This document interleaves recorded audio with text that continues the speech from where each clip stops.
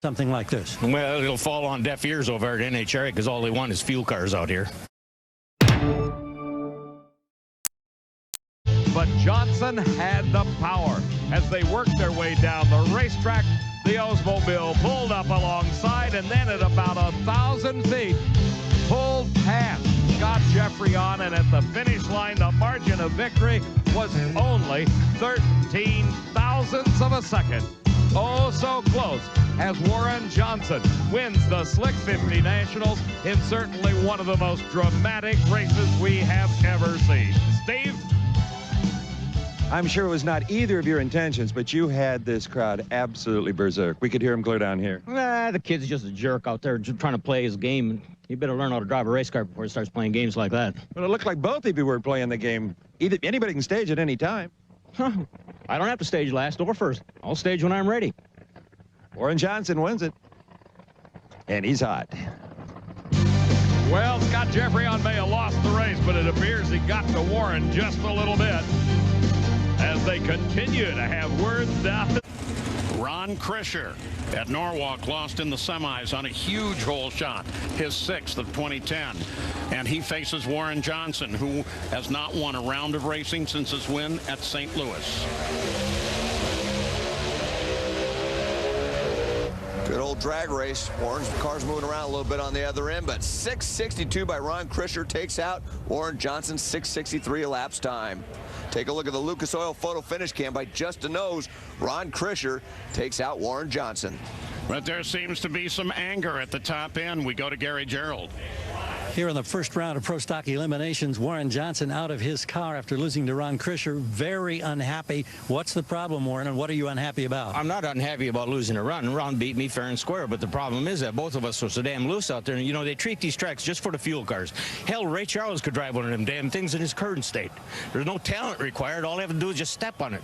This racetrack is just flat-ass dangerous.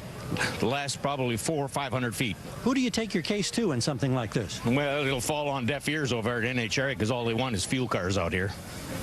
Well, maybe not. As we take you back up to the starting line, it's obviously been discussed. Rick Stewart says shut them down. Now, I don't know if that's a problem there or something else, Mike. Well, we're going to have to see what happens, but yeah, they're obviously discussing what happened with the racetrack there. Warren obviously upset, but we did see some cars get very loose on the other end. This isn't the first time we've seen this issue with the Pro Stock contingent. Moisture on it. And, of course, part of that is from the rain that came in the past 2 days. And this was earlier. Now, watch on the right side of your screen, Warren Johnson. Warren Johnson got a big time sideways, was able to hang on to it, even made a move when he pulled the chutes down track. And he was on a little bit of a ride there. And when he got out, he was boiling. He was upset about the fact that it got loose from him. And Jason Line back at the starting line, he was upset. And what is it all about? Well, Gary Gerald tracked down Warren Johnson. You saw Warren Johnson making that pass, and near the finish line, the car skating on what appeared to be moisture on the racetrack. Obviously, Warren and his team not happy at all. Can you clarify or tell us what's going on here, WJ? Well, this has been a long-time problem, and it's probably manifested itself worse in the last few years, simply from the fact that NHRA as a sanctioning body hasn't been paying due diligence to what they should be doing instead of just scalping the spectators. What's happened is the fact that they didn't slow those fuel cars down 5 or 10 years ago, as they should have, by having a tech committee that was, you know, cognizant of what was going on. If they would have slowed them down, the tracks would have to be spending $400,000 and $500,000 just for shut-off areas for only 32 cars in the whole country. Less than 1/10 of 1% of all the drag race cars in this country are going to ruin this sport.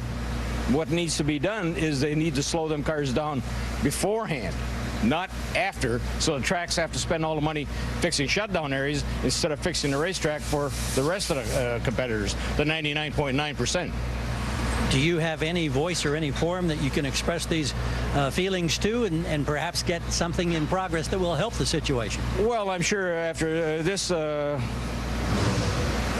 telecast, there's going to be some dialogue between me and, or in fact, all of the competitors, with the exception of the fuel cars and NHRA, because it's something that needs to be addressed before somebody gets killed out there. Yeah, I mean, Scott Coletta's death was one of those unfortunate things, and a number of fuel car guys that have died. We don't need that. But at the same time, there's other competitors out here that are going to probably be in trouble in mid-track, not at the finish line.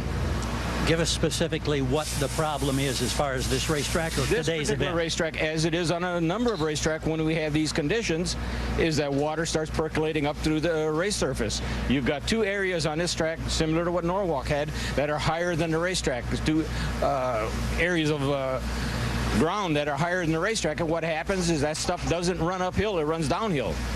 Sun comes up, warms it up, it percolates up through the racetrack, and you've got moisture on the track. It's simple. Thanks. So Mike Whitty's additionally saying